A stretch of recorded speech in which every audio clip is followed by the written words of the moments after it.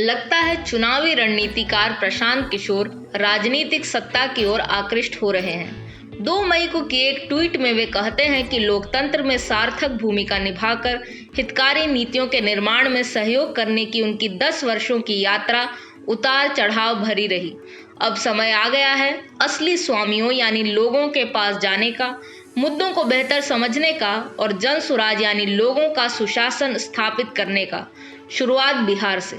इस ट्वीट से लगता है कि किशोर सक्रिय राजनीति में कूदने वाले हैं, परंतु यदि वे ऐसा करते हैं तो संभवतः यह उनकी सबसे बड़ी गलती होगी। एक परामर्श देने वाले में जिन कौशलों की आवश्यकता होती है वह एक नेता के कौशल से काफी भिन्न है।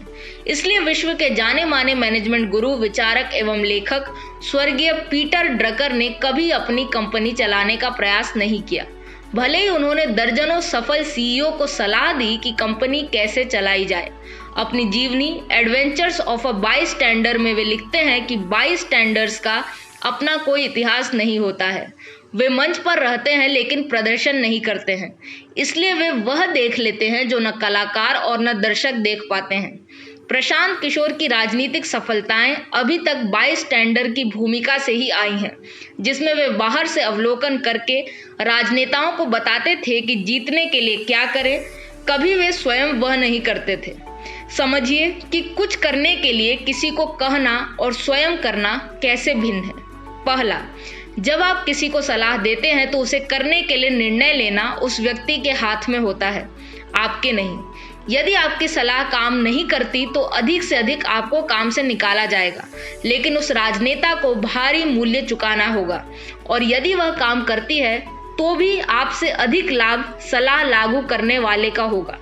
जोखिम और लाभ का समीकरण काफी भिन्न है और यही सलाहकार के काम को राजनेता के काम से भिन्न बनाता है।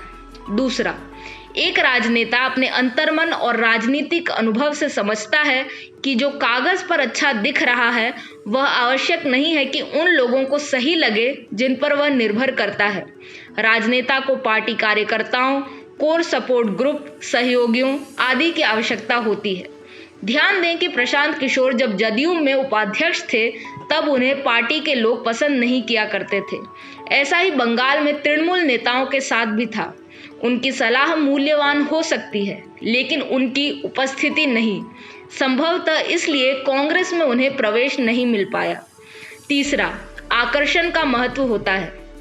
नरेंद्र मोदी को 2014 में, नीतीश कुमार को 2015 में और ममता बनर्जी को 2021 में भले ही प्रशांत किशोर ने जिताया हो, लेकिन इस जीत में महत्वपूर्ण भूमिका इन नेताओं के गुणों ने निभाई।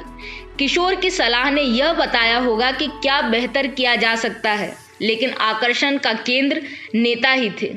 चौथा, किशोर से पहले भी पार्टियां बड़े अंतर से चुनाव जीतती आ रही थी, चाहे तमिलनाडु में डीएमके या एआईडीएमके हो, अविभाजित आंध्र प्रदेश में तेलुगु देशम पार्टी या गुजरात में भाजपा।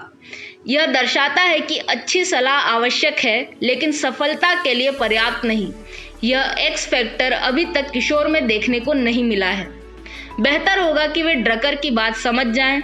रणनीति एक वस्तु है और उसे लागू करना एक कला है। किशोर अपनी रणनीतियों को बेच सकते हैं, लेकिन राजनेता बनने के लिए उन्हें जीतने की कला सीखनी होगी।